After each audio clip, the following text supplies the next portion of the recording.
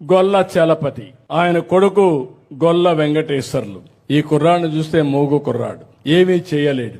ఎవరన్నా ఆయన తీసుకుపోవాలి. నేను వచ్చిన తర్వాత ఇలాంటి వాళ్ళకందరికీ 6,000 రూపాయలు పింఛను పెంచాను 3,000 నుంచి.